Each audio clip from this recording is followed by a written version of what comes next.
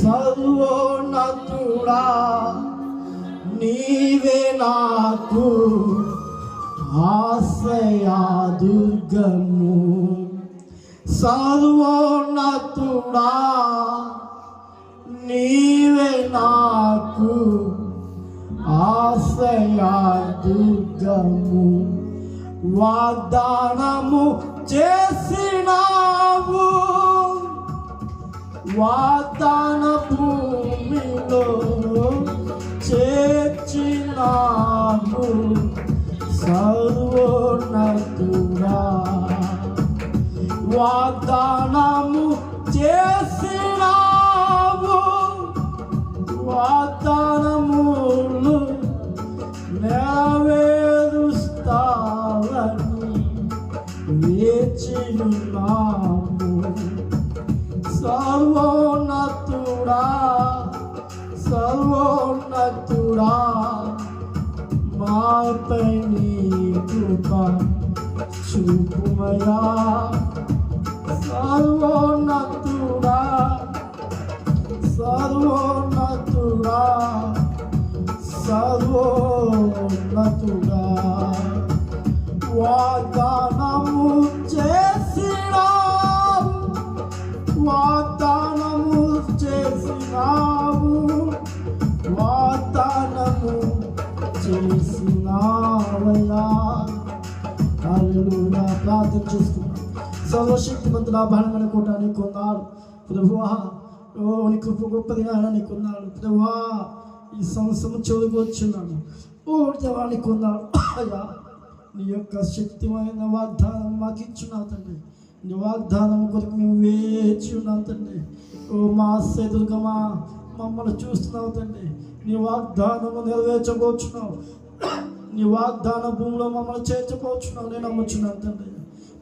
ఈ కుటుంబంకి కావాల్సిన వాగ్దానము నువ్వు నెరవేర్చుకున్నాయా నీకున్నా అయ్యా. మా జీవితంలో మీ వాగ్దానము నెరవేర్చయ్యా. సర్వోన్నతుడా నువ్వు సర్వోన్నతమైన స్థలంలో నివాసం ఉన్నవాడు. నీ దైవ జనులను నీ యొక్క సేవకులను అయ్యా ఈరోజు నీ ఆత్మతో నింపి మాతో మాట్లాడమని కోరుచున్నాను. నీ బలమైన మాట మాకు వచ్చును కాక, మా కుటుంబాలకు ఈ కుటుంబానికి వచ్చును కాక. ఓ ఈ యొక్క దినమండు అలాగే ఈ సంవత్సర దినమండు ఈ సంవత్సరం చివరిన ఒక మంచి మాటతో మమ్మల్ని నడిపించండి.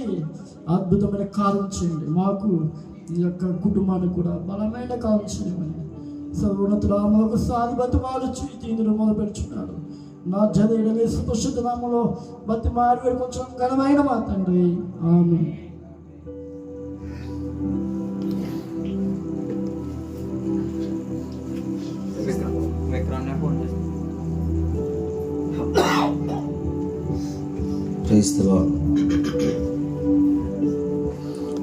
ప్రభు నామానికి మహిమ కలుగును గాక. చేరవచ్చిన మీ అందరికీ ప్రభువైన యేసుక్రీస్తు బిడ్డ శుభాలు కలుగును గాక. సోదరులారా, ఈ రాత్రి ప్రభు యొక్క మరి సన్నిధి ఈ గృహంలో ఇలాగున ఉండడానికి ప్రభు ఇచ్చిన మరి గొప్ప అవకాశాన్ని బట్టి ప్రభుకే మహిమ కలుగును గాక. వ్యాకరణం తగ్గించవచ్చు. మరి ప్రతి నెల దేవుని యొక్క సన్నిధి మన గృహంలో జరగడం అది మనకెంతో మేలుకరం, క్షేమకరం. అలాగుననే మరి డిసెంబర్ మాసం మరి 29వ తారీఖున మనం అందరం ఇలా కూడి ఉన్నాం. మరి సంవత్సరంలో ఈ నెలలో దేవుడు మనందరి పట్ల ఎన్నెన్నో కార్యాలు చేయడం, లేకపోతే సహాయం చేయడం అది మనకు తెలుస్తుంది. ఎందుకంటే మేము కొన్ని ప్రాంతాలు తిరుగుతున్నప్పుడు ఆయా స్థలాల్లో మరి చిన్న వయసు గలవారు మరి మరణించడం, లేకపోతే మరి కొంతమంది హాస్పిటల్లో ఉండడం, మరి కొంతమంది ప్రమాదాల బారిన పడిపోవడం, మరి కొంతమంది తీవ్రమైన ఇబ్బందులు ఉండడం, కోర్టుల సమస్యలు, ఇతర సమస్యలు, మరి ఇవన్నీ మనం టాలీ చేసుకుంటే మన ప్రభువు మనందరినీ చాలా సంరక్షిస్తున్నారని, క్షేమకరమైనటువంటి పరిస్థితినే ప్రభు మనకి ఇస్తున్నారని, మరి చాలా విషయాల్లో దేవుడు మనందరినీ కూడా తప్పిస్తున్నాడని మనము ఖచ్చితంగా నమ్మాలండి. నమ్మడమే కాదు కానీ మరి ఈ కూటమి ద్వారా మనము దేవుని స్తుతించాలి. చూడండి, మన సంఘంలో మరి ఇంకా కొంతమంది ఉన్నప్పటికీ మనము రావడానికి ప్రభు సహాయం చేశారు. మరి దేవుణ్ణి స్తుతించాలని, దేవుని ఆరాధించాలని మనసు అందరికీ ఉండాలి. మరి మనుషుల కోసం ఈ భక్తి మనం చేయడం లేదు కాదు, లేకపోతే ఎవరి కోసమో మనం ఈ ప్రార్థన కూటాలకు రావడం కాదు. కానీ మరి బైబిల్లో ఒక మాట అన్నాడు, మనకు తెలిసిన మాట, ఎక్కడైతే 2-3 నా నామం ఏకీవించి ఉంటారో వారి మధ్యన ఉంటానన్నారు. కనుక మనము కూడుకున్నప్పుడల్లా ప్రభువే మన మధ్య ఉంటాడని, ప్రభువే మనకు సమీపంగా ఉంటాడనే విషయాన్ని మనం ఎప్పుడు కూడా జ్ఞాపకం తెచ్చుకోవాలి. మరి చాలా సంతోషం, ఈ కుటుంబం క్రమం తప్పకుండా ప్రతి నెల మరి స్తుతి కూటాన్ని జరిగించుకోవడం అనేది ప్రభు యొక్క ఆశీర్వాదం. మరి మనుషుల యొక్క సహాయం అర్థము కానీ దేవదేవుని యొక్క సహాయము ఈ కుటుంబానికి చేరవచ్చిన మనందరికీ శీఘ్రముగా కలుగునగాక. మరి ఒక కీర్తన భాగంలో నుండి ఆ కీర్తన మనం ధ్యానం చేద్దామండి. చాలా దినాల నుండి నా హృదయంలో వచ్చిన ఆలోచన ఈ కీర్తన ఇది. 37వ కీర్తన 1వ వచనం నుండి మనం చదువుకుందామండి. 37వ కీర్తన 1వ వచనం నుండి, చెడ్డవారిని చూచి నీవు వ్యసన పడకము, దుష్కార్యమును చేయువారిని చూచి మత్సర పడకము అన్నారు. భక్తుడైనటువంటి దావీదు జీవితాన్ని ఒకసారి చాలా జాగ్రత్తగా మనం పరిశీలన చేద్దాం. దేవుని యొక్క గ్రంథంలో చాలా అనుభవంతో, దేవుని యొక్క ఆత్మ సహాయంతో, ప్రభు యొక్క ప్రేరేపణతో గ్రంథాలు రాయడం జరిగిందండి. ఇందులో ఏ మాట చెప్పినా అది ఎంతో అనుభవపూర్వకంగా దేవుడే స్వయంగా వారి హృదయాన్ని దర్శించి, దేవుడు హృదయాల్లో భద్రపరిచి మరి ఇచ్చినటువంటి వాక్కు అనే విషయాన్ని మనం జ్ఞాపకం చేసుకోవాలి. దావీదు యెషయికి 8వ కుమారుడు, అంటే 8వ కుమారుడు.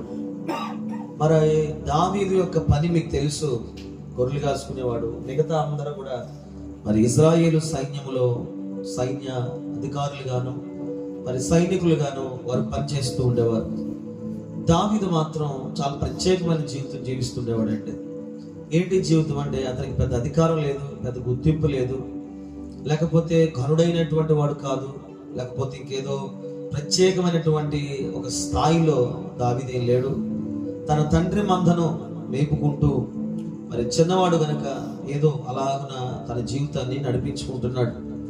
అయితే సైన్యములో పనిచేస్తున్నటువంటి వారికి లేనటువంటి వివేచన, ఆత్మ సంబంధమైన జ్ఞానం దేవుడు దావీదుకి ఇచ్చాడు. దావీదు తలంపులు కానీ దావీదు ఆలోచనలు కానీ చాలా ఆశ్చర్యమైనవి. ఎందుకంటే ఇతడు దేవునితో నడిచినటువంటి రీతి ఏదైతే ఉందో, ఆ భక్తి ఏదైతే ఉందో, ఇతన్ని చైతన్యవంతుడిగా చేయడం కాదు, ప్రభావితుడిగా చేయడమే కాదు, కానీ మరి దేవుని యొక్క మనసు ఎరిగేవాడుగా. అందుకే వాక్యం అన్నాడు, దావీదును దేవుడు హృదయానుసారి అన్నాడు. దేవుని హృదయం ఎలా ఉంటుంది, దేవుని హృదయం ఎలాంటి ఆలోచన చేస్తూ ఉంటాడు, దేవుడు ఏమనుకుంటూ ఉంటాడు, దేవుని యొక్క ఉద్దేశాలు ఏంటి, దేవుడు యొక్క తలంపులు ఏమిటి, ఆయన ఎలాగో మానవుల పట్ల తన చిత్తమును జరిగిస్తాడు, వీటినన్నిటినీ చాలా జాగ్రత్తగా పరిశీలన చేసిన వ్యక్తి అండి ఈయన. బైబిల్ గ్రంథంలో మరి ఎవరికి కూడా పేరు లేదు, అతడు నా హృదయానుసారి అని మాట. ఈ దావీదుకు ఒక్కడికే దేవుడు ఆ పేరు ఇచ్చాడంటే దాని అర్థం ఏంటంటే, అంతలాగున మెడిటేషన్ చేశాడండి, దేవుని మనసును ధ్యానం చేశాడండి. మరి ఈ రోజున ఒక చిన్న మాట చెప్తూ నేను వాక్యంలోకి ముందుకు వెళ్తాను. మనము దేవుని మనసును, లేకపోతే దేవుని యొక్క గ్రంథాన్ని, దేవుని యొక్క వాక్యాన్ని మనం ధ్యానించగలుగుతున్నామా? అందుకే స్టార్టింగ్ లోనే కీర్తనలు అంటాడు, యెహోవా ధర్మశాస్త్రమును దేవారాత్రములు ధ్యానించువాడు ధన్యుడు. దేవుని మనసు ధ్యానించడం అంటే సింపుల్గా ఒక మాట ఏంటంటే ఆయన వాక్యాన్ని ధ్యానించడం. ఆయన వాక్యాన్ని ధ్యానించడమే దేవుని మనసును ధ్యానించడం అంటే. మరి ధ్యానిస్తే ఏమొస్తుంది? దేవుని వాక్కును ధ్యానించడం వలన మనం ఏమి లాభం పొందుకుంటాం అనేది నన్ను అడిగితే నేనేం చెప్తానంటే, దేవుని వాక్కును లేదా దేవుని యొక్క మనస్సును మనం ధ్యానించడం వలన దేవునికి ఇష్టలుగా మార్చబడతాం. దేవునికి ఇష్టలుగా మనం మార్చబడితే మనము దేవునితో అన్యోన్య సహవాస గలవారమై ఉండి మనం ఏది అడిగినను నిశ్చయముగా ఆయన ధారాళముగా దయచేసేవాడని, తాను వెతుకు వారికి దొరికేవాడని, ఏమాత్రము కూడా విడనాడేవాడు కాదని వాక్యం చెప్పింది కనుక దేవుని ధ్యానించడం వలన దేవుడు మన జీవితాన్ని దీవెనకరంగా ధన్యకరంగా మారుస్తాడు అనే విషయాన్ని చెప్తూ ఈ 37వ కీర్తనలో ఆయన ఆలోచన ఏంటంటే, దావీదు కూడా గొర్రెలు కాసుకుంటున్నప్పుడు వేదన పడుతుండేవాడట. ఏంటి వేదన అంటే, ప్రభువా ఈ లోకంలో చాలా మంది నేను ఎరగని వారు ఉన్నారు, భక్తిని అశ్రద్ధ చేసేవారు ఉన్నారు, లేకపోతే నీ మందిరానికి రాకుండా కాలక్షేపం చేసేవారు చాలా మంది తిరుగుతూ ఉన్నారు. మరి వాళ్ళేమో ఉన్నతమైన స్థానంలో ఉంటూ భక్తి చేయని వారు ఐశ్వర్య ఘనత పొందుకుంటూ, నామకార్థమైనటువంటి వారు మరి ఎంతో పదవుల్లో అధికారులుగా రాజు పరిపాలన చేస్తూ ఉండేవారు కదా. మరి నేను దేవారాత్రులు నీ వాక్యాన్ని ధ్యానిస్తూ నిన్నే నేను వెంబడిస్తున్నాను. మరి ఏంటి నన్ను ఒక ఎందుకు పనికిరాని వాడిగా నన్ను నా తల్లులు లేక తండ్రులు లేకపోతే నా తోబుట్టులు నన్ను చూస్తున్నారు అని ఆలోచన చేస్తున్నప్పుడు దేవుడు తన హృదయంలో ఉంచినటువంటి మాటలు ఇవి. ఏమిటి మాటలు అంటే, అక్కడ స్టార్టింగ్ కీర్తనలో ఏమో మొదలెట్టాడంటే, దావీదు కీర్తన మీరు ఎక్కడ చదివినా స్తుతితోనూ కీర్తితోనూ మరి దేవుని నామంతోనూ ప్రారంభించబడుతుంది. కానీ ఈ కీర్తనలో మనం చాలా జాగ్రత్తగా ధ్యానించితే స్టార్టింగ్ తన ఉద్దేశాన్ని చెప్పేస్తున్నాడు. ఏంటి తన ఉద్దేశం అంటే, చెడ్డవాను చూచి వ్యసన పడకము అన్నాడు. చెడ్డవారు అంటే ఎవరు? మనలో మనం ఆలోచన చేస్తే ప్రతి మానవుడికి తనకు తాను తప్ప ఎదుటివాడు ఏదైనా పొరపాటు చేస్తున్నప్పుడు ప్రతి ఒక్కరు కూడా ఎదుటివాడు తన దృష్టిలో మరి తప్పుడు వ్యక్తిగాను మరి ఇంకేదో పాపం చేసిన వ్యక్తిగా కనబడతారు. నేను ఒకప్పుడు నా విశ్వాస జీవితం, సేవా జీవితం కాదు, విశ్వాస జీవితం ప్రారంభించిన దినాల్లో నేను కూడా చాలా రోషంగా ఉండి, వీళ్ళంతా వీళ్ళు బతికేంత నాకంటే ముందు వారు భక్తి చేస్తున్న భక్తిపరులైనా మంచి విశ్వాసపరులైనా నేను సాక్ష్యం చెప్తున్నానండి, ఆలకించండి. ఎంతో ప్రార్థన పరులైనా అప్పుడే నేను రక్షించబడిన కొత్తలో కొంత దేవుని దగ్గర ఏదో నేర్చుకున్నటువంటి ఆ మొదటి దినాల్లో కొంతమంది చూసి ఏంటి ఇలా ఉంటున్నారు, వీళ్ళు ఇలా ఉంటున్నారేంటి, చేయరా ఇలా చేయరా, అలా ప్రార్థన చేస్తున్నారేంటి, ఈ ప్రార్థన కాదు కదా, మందిరాలు సరిగ్గా రారేంటి, మరేంటి ఇలా బతుకుతున్నారేంటి అని నేనే నా హృదయాన్ని ఎదుటి వాళ్ళని చూసి మచ్చ తెచ్చుకునేవాడు, వ్యసన పడుతుండేవాడు. ఏంటి వీళ్ళ బతుకులేంటి, వీళ్ళ జీవితాలు ఏంటి, ఎప్పటి నుంచో దేవుని ఎరిగిన వాళ్ళు అంటున్నారు, మరి ఇలా ఉంటున్నారేంటి అని చెప్పి నా పరిధిలో ఉన్నటువంటి నా తోటి విశ్వాసం చూసి కొద్దిగా అదో రకమైనటువంటి ఫీల్ అవుతుండేవాడిని అండి. కానీ రాను రాను దినాలు గడిచే కొలది ఎందుకు మానవుడు భక్తిహీనుడు అయిపోతాడో ప్రాక్టికల్గా అర్థమైంది. ఎందుకు మానవుడు ప్రార్థనలో పడిపోతాడో అనుభవపూర్వకంగా అర్థమైంది. ఎందుకు మానవుడు ఆ మొదట్లో ఉన్నటువంటి పరిశుద్ధత నీతి తప్పేస్తాడో ఆ తర్వాత అర్థమైంది. ఎందుకు మానవుడు అంత పరిశుద్ధమైన జీవితము ఆ ప్రారంభ దినాల్లో ఉన్నటువంటి జీవితాన్ని ఎందుకు మర్చిపోతాడో అర్థమైంది. ఏంటి అర్థమవడం అంటే, లేదు ప్రతి ఒక్కరికి దేవునితో యాత్ర ప్రారంభించిన తర్వాత శోధకుడు ప్రవేశిస్తాడు. శోధకుడు ప్రవేశించి లేఖనాలు చెప్పాయంటే, ఏర్పాటు చేసిన వారి సహితము దిగుముంగినట్లుగా వాడు గర్జించు సింహం వలె తిరుగులాడుచున్నాడు అన్నాడు. వాడు ఎవరి మీద ఎక్కువ పడతాడో చెప్తున్నాను, చాలా జాగ్రత్తగా ఆలోచించండి. ఇవి నా మాటలు కాదు, వాక్యంలోంచి మీకు చెప్తున్నాను. ఏర్పాటు చేయబడిన వారు, చెప్పండి, ఏర్పాటు చేయబడిన వారు. ఎవరు ఏర్పాటు చేసుకున్నారు? దేవుడు ఏర్పాటు చేసుకున్నాడు. దేవుడు ఏర్పాటు చేసుకున్న వారి మీదకి పడేవాడు ఎవరంటే ఈ లోక సంబంధమైన సాధన. పడేవాడు ఏం చేస్తాడో చెప్తే చూడండి.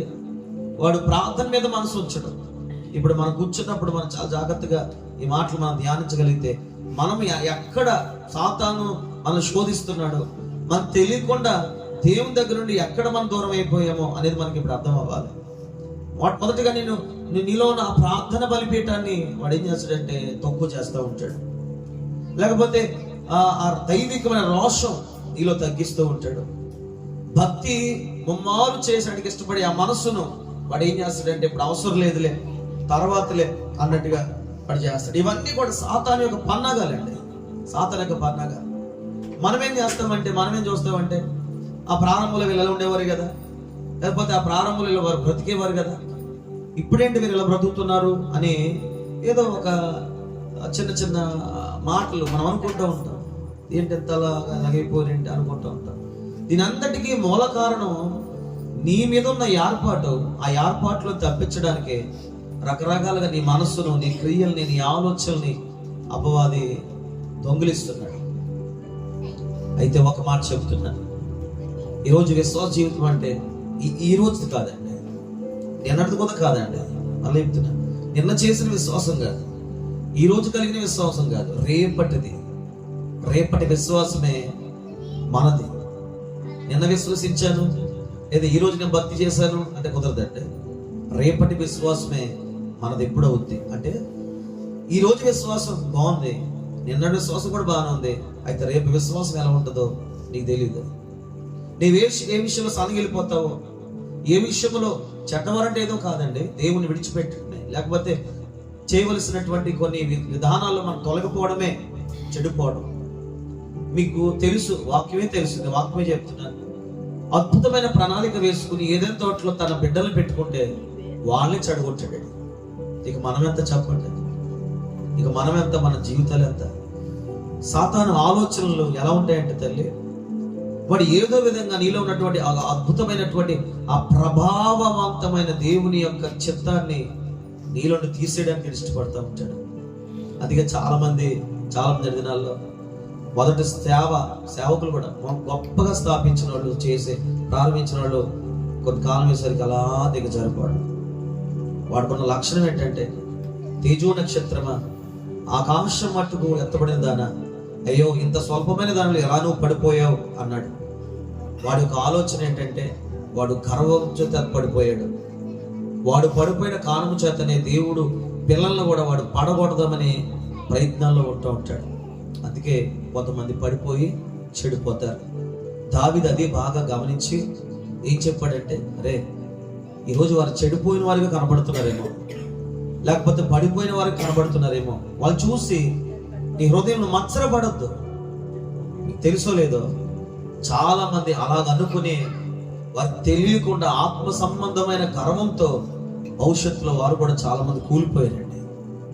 నా అనుభవాల్లో, నాకు ఉన్నటువంటి సర్కిల్లో కొంతమంది కూడా ఇలాంటి మాటలంటూనే, ఇలాంటి పరిస్థితుల్లో ఉంటేనే కొంతమంది దిగజారిపోవడం, కొన్ని పరిస్థితుల్లో మరి చాలా రోషంగా ఉన్నటువంటి వారే మరి చాలా వెనకబడిపోవడం అనేది నేను చూసినప్పుడు నాకు అనిపించింది. చాలా విషయాల్లో మనం ఎవరి విషయంలో కూడా అభ్యంతరకరమైన తీర్పులు మనం తీర్చడం అది మన పొరపాటు. ఎందుకంటే బైబిల్ ఎలా అన్నాడు, పాపులను చూసిన వ్యసన పడకము, నిత్యముగా ఆ గతి నీకు రానే వచ్చును అన్నాడు. ఉదాహరణ చిన్న మాట, ఒక దొంగతనం చేసేవాడిని చూసి, రే ఏంట్రా వీళ్ళు దొంగలరా అని మాట 10 సార్లు హృదయంలో వాడిని చూసి నొచ్చుకున్నావు అనుకో, నీకు తెలియకుండా సాతాను నీ ద్వారా పని చేయించి నీ కలిగినటువంటి ఆ నిజాయితీలను పడగొట్టేస్తాడు. పాడు పని చేసే వాళ్ళని నువ్వు చూసి చిచ్చి వీళ్ళు వ్యభిచారులు, నరహంతులు, లేకపోతే ఇలాంటి వాళ్ళు అలాంటి వాళ్ళు నువ్వు అన్నావు అనుకో, నువ్వు చెప్పే ఏ స్టేట్మెంట్ అయితే, ఏ యొక్క టెస్టిమనీ నువ్వు ఇస్తున్నావు, దాని నుండి నువ్వు పడగొట్టడానికి చాలా ప్రయత్నం చేస్తాడు. అందుకే ఏ విషయంలో కూడా చెడ్డవారిని చూచి కానీ, పలానా వాళ్ళని చూచి కానీ హృదయంలో ఎన్నడూ కూడా మీరు వ్యసన మత్సరపడకూడదు అనేది నేను అనుభూతితో చెప్తున్నాను. ఇది దావీదు చెప్తున్నాడు. అందుకే సౌలు రాజుగా ఉన్నప్పుడు అద్భుతమైన అభిషేకం పొందుకున్నాడు. సౌలు మీద దురాత్మలు వచ్చినప్పుడు దుష్టుడితో పరిపాలన చేయడం ప్రారంభించబడింది. ఆ తర్వాత దావీదును చంపుదామని ప్రయత్నం చేసిన సౌలు దావీదు చెడ్డవాడే, నీచుడే, అసహ్యుడే, కానీ సౌలు ఎప్పుడు కూడా తిట్టినట్టుగా, అవమానించినట్లుగా, నింద వేసినట్లుగా, అతన్ని చేతికి దేవుడు అప్పచెప్పిన అతన్ని చంపినట్లుగా బైబిల్లో ఎక్కడ కూడా రాయబడతాను. అర్థం ఏంటంటే దావీదు హృదయంలో ఒక స్టాంప్ పడిపోయింది. ఏంటంటే ఎవరు కూడా చెడ్డవారు కాదు, పరిస్థితులను బట్టి మాత్రమే ఇలాగయ్యారని ఆలోచన పెట్టుకుని అదే చెడ్డవారు రేపొద్దున మారి నూతన పరుచుకుని ప్రభువా అని పిలిస్తే ఆ చెడ్డవారి దేవుడు నీతిమంతులుగా మార్చి వేళ్ల కంటే అధికంగా దేవుడు వాడుకుంటున్న విషయాన్ని దావీదు గ్రహించగలిగాడండి. అందుకే చివరి ప్రకటన గ్రంథంలో మాట్లాడతాడు, మొదటి వారు కడపటి వారు అవుతారు, కడపటి వారు మొదటి వారు అవుతారు. ఈ రోజున మనం భక్తి చేస్తే రాబోయే కాలం మనకంటే భక్తి చేసే వారు లెగిస్తారు. ఈరోజు మనమే నీతిమంతులు అనుకుంటే రాబోయే కాలంలో మనకంటే నీతిమంతులు లెగిస్తారు. ఈరోజు మనమే పరిశుద్ధులం అంటే, లేకపోతే ఈరోజు మనమే గొప్పవారు అంటే మనకంటే పరిశుద్ధులు, మనకంటే గొప్పవారు అనేకులు వస్తూ ఉంటారు. కనుక నా ప్రియ సహోదరులారా, మొదటి మాట ఏంటంటే చెడ్డవారిని చూచి నీవు వ్యసన పడకము. ఇది బైబిల్లో ఎవరు చేశారు, ఈ లక్షణం ఎవరు కలిగి ఉన్నారు అనేది మనం చిన్న ఆలోచన చేస్తే శాస్త్రులు, పరిసయ్యులు, సద్దుకయ్యులు ఇదే పని చేశారు. ఏమిటి? ఈ సుంకరులను, పాపాత్మలు చూసి వీళ్ళు ఏం చేసేవారంటే, వారు యూదులైనప్పుడు కూడా వాళ్ళు ఏమనేవారంటే, చిచ్చి ఇలాంటి పాపులతో యేసు ప్రభు తిరుగుతున్నాడు ఏంటి, లేకపోతే ఇలాంటి వ్యభిచారంతో తిరుగుతున్నాడు ఏంటి అని ఆ చెడ్డవారిని చూసి వారి హృదయాల్లో మత్సరపడుతుండేవారు. ప్రభు ఒక మాట్లాడడానికి వాళ్ళ హృదయాలు గుర్తెరిగి, కాబట్టి ఎప్పుడో యేసు ప్రభు పుట్టే కాలం ఎప్పుడు జరిగింది? దావీదు లేఖనాలు ఎప్పుడు రాశాడండి? ఎప్పుడో పరిశీలన చేసే పని ఈ దావీదుకి ఎలా తెలిసిందంటే, దానికి అర్థం ఏంటో తెలుసా? దావీదు దేవుని ఆత్మతో ఉన్నవాడు కనుకనే భవిష్యత్ కాలంలో జరగబోయే ప్రభు యొక్క కార్యాలని ముందుగానే కీర్తన గ్రంథంలో రాయడం అనేది ఒక గొప్ప సూచకనీయమంటే. దేవునికి స్తోత్రం కలిగా. యేసు ప్రభు లోకానికి వచ్చిన కారణం ఏంటంటే పాపులను అనగా చెడిపోయిన వారిని నీతిమంతులుగా చేయడానికి వచ్చాడండి. ఎంత గొప్ప విషయం అది. అందుకే ఒక వస్తువు పాడైపోయింది అనొచ్చేమో, లేకపోతే ఇంకేదో అనొచ్చేమో, కానీ మనుష్యుడు పాడైపోయాడు సంపూర్ణంగా అని అనలేదు. ఎందుకంటే వాడు మారి నూతన హృదయం తెచ్చుకొని ప్రభు వైపు వెళ్తే మనకంటే గొప్పవాడిగా దేవుడు అతను వాడుకుంటాడేమో. ఈరోజు మీరు ఎక్కడైనా సాక్ష్యాలు విన్నారా? రక్షించబడిన వాళ్ళు సాక్ష్యం ఏంటో తెలుసా? అయ్యా, ఒకప్పుడు నేను నరహత్తుకుండండి, ఒకప్పుడు దుర్మార్గుండండి, ఒకప్పుడు త్రాగుబోతునండి, ఒకప్పుడు పలానా వ్యక్తినండి, కానీ దేవుడు నన్ను ఇలా మార్చాడండి. మరి ఆ రోజుల్లో కూడా ఇలాంటి తాగుబోతులు చూసి చాలా మంది అనుకుంటారు కదా, ఏంట్రా వీడు మందిరాలకు వెళ్తాడు తాగుతాడు అనుకుంటాం అనుకో. ఏంట్రా వీడుగా మందిరాలకు వెళ్తాడు, ఇలా పాపిష్టి పని చేస్తాడు, ఏంట్రా వీడు దేవుని నమ్ముకున్నాడు ఇలా అనుకుంటాం అనుకో. ఖచ్చితంగా అనుకుంటాం, అది మనకున్న మానవ స్వాభావికమైన ధర్మం అది. కానీ దావీదు అదే పాఠం నేర్పిస్తున్నాడు మనల్ని. ఏంటి పాఠం అంటే, వారిని నువ్వు డిక్లేర్ చేయొద్దు, తీర్పు తెచ్చొద్దు వారి విషయంలో. తీర్పు తెచ్చడమే కాదు, కానీ హృదయంలో కూడా వారి విషయంలో మత్సరపడద్దు. ఎందుకంటే రేపు దినాన ఆ చెడిపోయిన వారే దేవుని చెంతకు చేరే విధంగా మార్చుకుంటాడు దేవుడు. దేవునికి స్తోత్రం కలగా. మీకు ఏదైనా చేతనవుతే, మనకి ఏదైనా కుదిరితే అలాంటి వారి కోసం అమ్మా తల్లి నా మాట చెప్తున్నా, ప్రార్థన చేద్దాం, ప్రార్థన చేద్దాం. నీ తమ్ముడో, నీ చెల్లో, నీ అన్నయ్యో, నీ అక్కయ్యో, నా తోబుట్టులో, రక్త స్నేహితులో, కుటుంబ సభ్యులు ఎవరైనా ఇలాంటి పరిస్థితులు నీకు చెడిపోయిన వారు కనబడితే వారు చూచి నువ్వు అక్షరపడద్దు. నువ్వేం చేయాలి తెలుసా? కుదిరితే వీలైతే ప్రార్థన చేయండి, ప్రార్థన చేయండి. ఒక చెల్లి నాకు ఫోన్ చేసింది, వేరే చోట ఆమె ఉంటుంది, అన్న పన్న పరిస్థితి నా భర్త ఉన్నాడు. నేను ఒక మాట చెప్పాను, అమ్మ నువ్వు అతన్ని విడిచిపెట్టద్దు, అతని విషయంలో అతను కలిగినటువంటి ఆ పరిస్థితిని ప్రార్థన చేయి. ఈరోజు అతను నీకు అద్దుడుగా అనిపిస్తున్నాడేమో, లేదు దేవుడు అతను తాగితే నీకు ఒక మంచి భాగస్వామిగా దేవుడు అతన్ని నిలబెట్టుకుంటాడు. దేవునికి స్తోత్రం కలగా. ఆ తర్వాత వచ్చిన అంటాడు, దుష్కార్యములు చేయమని చూచి మత్సరపడకము. బైబిల్ గ్రంథంలో అంటే అలాంటి వ్యక్తి ఉన్నాడండి, చాలా మంది ఉన్నారు. ఒక వ్యక్తిని మీకు పరిచయం చేస్తారు. ఎవరి వ్యక్తి అంటే సౌలు. చెప్పండి, సౌలు. ఏ సౌలు? అపోస్తుల కార్యములో కనబడే సౌలు. ఖమానేలు పాదాల దగ్గర ధర్మశాస్త్రాన్ని బాగా ధ్యానించి యోధ మత పాండిత్యమును బాగా అవలంబించుకున్నటువంటి సౌలు, దమస్కు మార్గములుగా వెళ్తున్నటువంటి సౌలు. ఈ సౌలు ఆదిమ సంఘం అనగా యేసు ప్రభు మరణించిన తర్వాత తర్వాత వచ్చినటువంటి సంఘం ఏదైతే ఉందో ఆ సంఘాన్ని సౌలు అనే ఈ వ్యక్తి నానా చిత్రహింసలు పెట్టాడు. ఎందుకో చెప్పనా, ఆ కాలంలో తమ దేవుణ్ణి కాకుండా ఇతర దేవుణ్ణి ఆరాధిస్తున్నారని ఒక కారణం చేత సౌలు యేసు ప్రభు నమ్ముకున్న వారందరినీ చంపడం మొదలెట్టాడు. ఇప్పుడు కూడా బయట చాలా మంది వేరే మతస్థులు పాస్టర్లు చంపేస్తున్నారు, విశ్వాసులు కొట్టేస్తున్నారు. నేను ఇందాక న్యూస్ చూశాను, బంగ్లాదేశ్లో భయంకరమైనటువంటి పరిస్థితి జరుగుతుందండి. ఏం లేదు, ఒక అతను రిక్షా తొక్కుని ఆయన ఒక లాంగ్ టీ షర్ట్ వేసుకున్నాడు. ఆ టీ షర్ట్ మీద ఈ భారతదేశపు దేవుళ్ళ ఫోటో ఉంది. ఆ ఫోటో ఉంటే ఆ దేశంలో ఉన్నటువంటి భయంకరమైన మత ఛాందస్వాదులు ఏం చేశారంటే, అతను రిక్షా దొక్కునేవాడు పేదవాడైనా కూడా అతను విడిచిపెట్టకుండా అతను రిక్షా దోషం చేసేసి అతని వీక్ లాక్ వచ్చి, అరే మా ప్రాంతాల్లో ఇలాంటి మీరు ఆరాధిస్తున్నారు ఏంటని చెప్పి అతని నానా చిత్రహింసలు పెట్టి నానా బాధలు పెట్టి కొట్టి కొట్టి కొట్టి చావుకు దగ్గర చేసి వదిలేశారండి. మరొక అతన్ని బంగ్లాదేశ్లో మొన్నే కాల్చి చంపేశారండి. ఇదంతా మతోన్మాదం అంటుంది. మీకు తెలుసో లేదు, భారతదేశంలో ఎక్కువైపోయిందండి. తెలుగు రాష్ట్రాల్లో కూడా చాలా ఎక్కువ వ్యాపించేస్తుందండి. ఎందుకు చేస్తా తెలిసి ఇదంతా మూర్ఖత్వం, అమాయకత్వం, సత్యము తెలియక, వాస్తవం తెలియక. ఇంకో విషయం చెప్పాలంటే అసలు దేవుని మనసు తెలియక ఇలాంటి విషయాలు చాలా మంది చేస్తారు. ఆ రోజులు అలాగే సౌలు ఏం చేశాడంటే యేసు ప్రభు నమ్ముకున్న వారందరినీ చంపుతూ మొదలెట్టాడు. ఇప్పుడు మనం చంపితే కోర్టు ఆర్డర్ లేకపోతే స్టే ఇవన్నీ మన మీదకి వచ్చి కేసేస్తారు. ఆ రోజుల్లో ఏకంగా సౌలుకి అధికారులే లేఖలు ఇచ్చారు, చంపే చెయ్యి నీ ఇష్టం తీసుకో, నువ్వు ఎలాగ ఏం చేద్దావు చేసుకొని వాళ్ళ ప్రభుత్వ అధికారులు లెటర్ రాసి ఇచ్చారు. సౌలు లేదు నీ ఇష్టం ఉన్నట్టు చేయాలి. అంతే, ఎక్కడైతే ప్రభు నమ్ముకున్న వారు అన్నారో వారందరినీ పాడు చేయడానికి తిరుగుతారు. ఒక చోటకు వెళ్తున్నాడు, దమస్కు మార్గంలో ఆ ప్రాంతంలో ఉన్నటువంటి వారిని కూడా పాడు చేద్దాం చంపేద్దామని వెళ్తుంటే యేసు ప్రభు వెలుగు చేత మాట్లాడాడు. సౌలా సౌలా నీవేళ నన్ను హింసిస్తున్నావు అంటే సౌలు అన్నాడు, నీవెవడు అన్నాడు. నేనా? నీవు హింసిస్తున్నటువంటి యేసును అన్నాడు. వెంటనే హృదయంలో మార్పు వచ్చింది. కళ్ళు కనబడ్డం మానేసే, కళ్ళు పొరలెక్కాయి. ఒక వ్యక్తి దగ్గర ఆ ప్రాంతంలో ఉండగా దేవుడికి ప్రార్థించడం మొదలు పెట్టాడు సౌలు.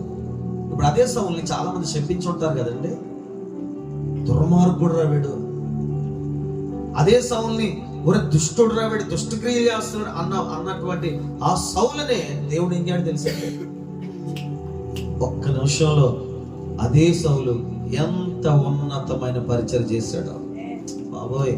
బైబిల్ గ్రంథంలో సువార్త మిషనరీగా అద్భుతంగా పనిచేసిన వాడిలో మొదటి స్థానంలో ఉంటాడండి ఈ సౌలుగా పిలువబడే పౌలు గారు. అందుకే చెప్తున్నాను, ఈ రోజున చెడ్డవారిని చూచి లేకపోతే ఈ దుష్కార్యములు చూచేవారిని చూచి మనం ఇలాగ అంటాం, అది మనకి మంచిది కాదని దావీదు దేవుని ఆత్మతో ఈ మాటలు రచించాడండి. దేవునికి స్తోత్రం. చాలా ఆలోచింపదగిన మాటలు. వారు గడ్డి వలన త్వరగా ఎండిపోదురు, పచ్చని కూర వలన వాడిపోదురు. యెహోవా యందు నమ్మిక ఉంచి మేలు చేయము, దేశమందు నివసించు సత్యము అనుసరించుము. ఎంత ఉన్నతమైన మాట రాశాడు. ఎవరైనా ఒక తండ్రి మాట చెప్పగలుగుతారా? ఒక ఉపాధ్యాయుడి మాట చెప్పగలుగుతారా? ఒక అధికారి మాట చెప్పగలుగుతారండి? ఒక పెద్దలి మాట చెప్పగలుగుతారండి? అరే వాళ్ళు చూసి నువ్వు ఎలా ఉండొద్దురా, వాళ్ళ గొడవ నువ్వు వెళ్ళకరా, అరే వాళ్ళ పరిస్థితి ఎలా ఉన్నా ఒకవేళ అలాగే ఉంటే వారి త్వరగా ఎండిపోతారు లేరా, వారి నాశనం తెచ్చుకుంటారులే, వాళ్ళ జోలికి అనవసరం, నీవు చేయవలసిన పని ఏమిటంటే అని ఎవరైనా బోధించగలుగుతున్నారండి? పిల్లలకి, పెద్దలకి, సంఘాల్లో ఉన్న వారికి ఆ మాటలు మనకు రావు కదండి. కానీ మనం నేర్చుకోవాలండి. ఏమిటి మాట అంటే అంటాడు కదా, యెహోవా యందు నమ్మిక ఉంచి నువ్వైతే మేలు చేయి. వాడు దుష్టుడు అనుకుంటున్నావు, నువ్వు దుష్టు పని చేయొద్దు. వాడు మంచోడు కాదనుకుంటున్నావు, వాడికి హాని చేయొద్దు.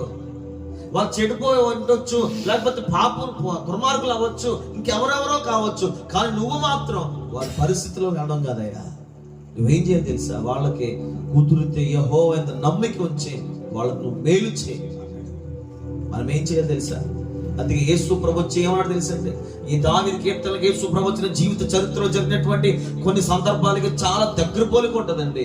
మీ శత్రువుని ప్రేమించమన్నాడు. అనడా లేదా బైబిల్లో? ఎవరైనా మీకు హింసిస్తే వారి గురించి మీరు ప్రార్థించమన్నాడు. ఎవరైనా ఒక చెంప మీద కొడితే రెండవ చెంప చూపించమన్నాడు. దేవుని వాక్యమే చెప్పి చెడ్డవాళ్ళని చూసి దుష్కారం చూసి నువ్వు మత్సర పడకము, ఇదా చేయకు అలా చేయకు. నువ్వేం చేయాలంటే కుదిరితే నువ్వు మేలు చేయ వాళ్ళకి. దేని బట్టి మేలు చేయగలుగుతావు తెలుసా? ఆయన యందు నమ్మిక ఉంచగలిగితే దుష్టులు కూడా మనం ఏం చేయగలుగుతాం తెలుసా? మేలు చేయగలుగుతాం. యేసు ప్రభు ఈ లోకానికి వచ్చి నేర్పించిన అద్భుతమైన బాధ ఏంటంటే, దుష్టుడైన పగవాడైన శత్రువైన వానికి నువ్వు మేలే చేయాలి. ఎంత గొప్ప సత్యమైనటువంటి వాక్యం అది. అసలు ఏ ధర్మకర్తలు ఈ లోకానికి వచ్చి అలాంటి మాటలు పలకగలిగారండి? ఏ దేవుళ్ళుగా పిలువబడినటువంటి వారు ఈ భూమి మీద ఉన్నటువంటి గ్రంథాలను మీరు విప్పి చూడండి, అలాంటి మాటలు ఎవరు చెప్పగలిగారండి? ప్రభు కాదా? ప్రభు భక్తులు కాదా? ఈ రోజున యేసు ప్రభు నమ్ముకున్న వారు హింస చేయరు అంటే దానికి అర్థం ఏంటంటే, వాళ్ళ వెళ్ళిన త్రోవలో యేసు ప్రభు నమ్ముకున్న వారు వెళ్ళొద్దని ప్రభువే చెప్పాడు. లేకపోతే మాస్టర్ని భయంకరంగా చంపేశారు. 10 మంది వెళ్ళి ఆ చంపేసిన వాళ్ళు వెళ్ళి కొట్టి చంపొచ్చే పరిస్థితి లేదా? వారి బలం లేదా, శక్తి లేదా, లేకపోతే చేయలేదా? అన్ని చేయగలుగుతారు, కానీ ఇది చేయట్లేదంటే ప్రభు చెప్పిన మాదిరి, ప్రభు చూపిన మాదిరి, ప్రభు ఈ ప్రపంచానికి వచ్చినటువంటి ఉద్దేశంలో ఒక వార్త ఏదైతుందో ఆ వార్తను బట్టి వారు అలాగా ఆగుతున్నారు. శాంతిని ప్రకటిస్తున్నారు తప్ప అశాంతికరమైన పనులు వారు చేయడం లేదండి. సహోదరులారా, ఇలా వెళ్ళిపోతే కింద అంటాడు, దేశమందు నివసించి సత్యమును నువ్వు అనుసరించు. మరి చెడు పని చేస్తున్నా నేను చేయకూడదు కాదు. నీవు మాత్రం దేశంలో నివసించినప్పుడు సత్యాన్ని అనుసరించు. ఏంటి సత్యం? నీకు తెలుసు. మనం ఎవరు చిన్నపిల్లలం కాదు. ఏది తప్పు, ఏది పొరపాటు, ఏది మేలో, ఏది ఉత్తమమో, ఏది కీడో, ఏది ఆశీర్వాదాలో నీకంటే నాకంటే ఎవరికి తెలియనట్టుగానే మనకు తెలుసు.